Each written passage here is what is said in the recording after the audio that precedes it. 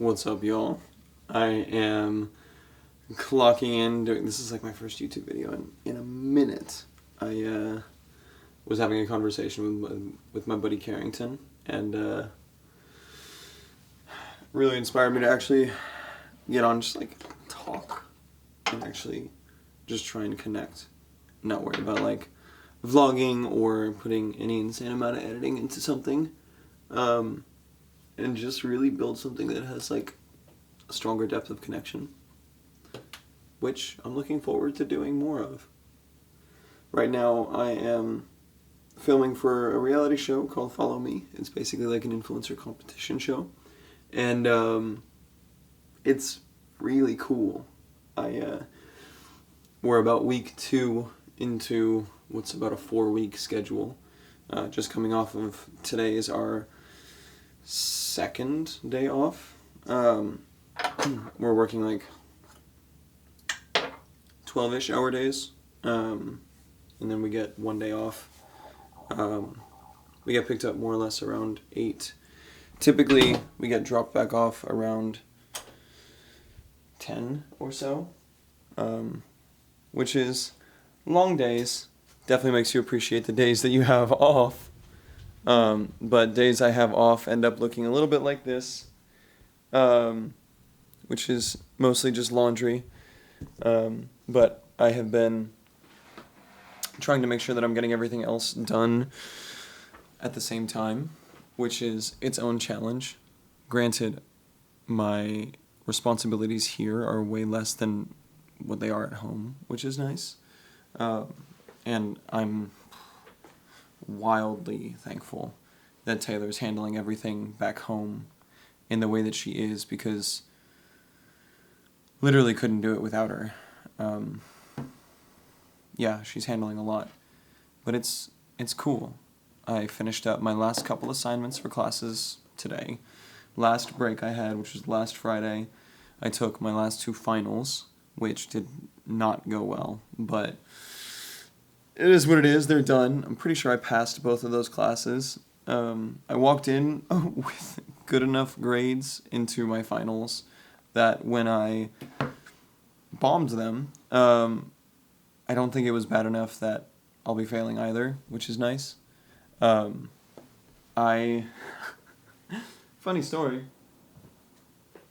One of my professors was incredibly responsive, and so we scheduled that exam, my mechatronics exam, like a week, maybe a week and a half before I actually left for LA.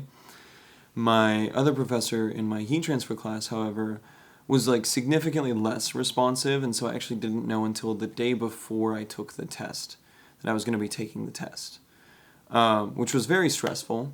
And at that point, I was like, anytime you can give me, I will take it. So, locked the time in for my heat transfer exam. I take my heat transfer exam from what is like more or less 10 to noon here, and then I log in for my mechatronics exam, and I realize that I forgot to account for time zone difference when I scheduled my heat transfer exam, because I scheduled one right on top of the other, and my proctor had to leave. He was like, hey, you need to coordinate this with the professor because I have to go. I have something else going on. So I was panicking, and I reached out to my professor. I was like, hey, basically explained what was going on, and he was like, all right, you can, like, if you can find a time to do it with the proctor today, you can retake it, but you'll be taking a 20% point decrease. So I took it. Didn't go super well. I think I probably passed it before the 20-point decrease. Pretty sure I failed it post 20-point decrease. But that's the nature of taking finals a week or so early, remotely, and when you're doing something completely different. It just, like, my head was not there. And the time that I had between when I finished my heat transfer exam and my mechatronics exam, I, like, could not think, dude. I was so, like, ruffled and panicked that I, like, could not process anything. So, to be honest, I'm lucky it didn't come out worse. But, hey-oh, it is what it is. Today, I just finished writing my report for my machine elements class, where we basically went through, we built an RC car, and then we were going to race them around the track. And it turns out pretty much none of them did well, which both sucks and is also nice in the sense that it wasn't just us. But basically we had a couple issues. One, I think there was some kind of a circuitry problem because our batteries were dying too fast. One of our motors died before we even got to the racetrack, and then once we were on the racetrack, we had like 3 batteries die. We weren't even doing that many laps because one of the other issues that we had was the like dowels that we ordered, the axles that we ordered, the steel shafts for like the rear wheels and for the front drive system were slightly off in their dimensions, and so they wouldn't fit into the bearings. And we didn't have the tools to be able to sand steel, so we had to use like wooden dowels instead, which bent and just didn't hold their shape as well. So our turning radius ended up being much bigger than what it was originally designed for, so we couldn't make the loops around the track, because anytime we would go to reset the car, we had to reset it from the start. And on our remote, the reverse button was broken, so we would just go and then get stuck on a wall, and then we'd have to reset and then go and get stuck on a wall. But had the reverse button worked, or the shafts been able to be steel instead of wood, we probably would have been fine. But it is what it is. Report got submitted.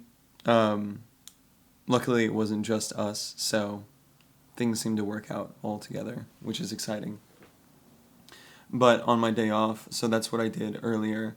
I had a conversation earlier today with someone who's in the acting space in Texas, and he and I were talking about just like getting started in the industry. Basically, I've been signed with an agent since like November of last year, and I went through an acting conservatory January through November of this year, and I haven't booked actually anything with them.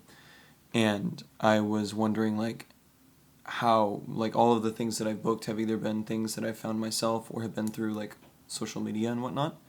And I was wondering like how that normally goes, if that's something that's normal, and we were kind of just looking at the breakdown of numbers. I think I've been getting on average like 3 to 4 casting calls per month, and I got called back twice, and that's like roughly a 4% callback rate and like a 0% booking rate. And we had like a super honest conversation, and he was like, straight, you should be having, if you want to be successful in this business, you should be having like probably a 25% booking rate or a callback rate, and then a 10% booking rate pre-COVID. But he's like, yeah, you just honestly, you need to get your numbers up. And that was both hard to hear and also like, oh, okay, interesting.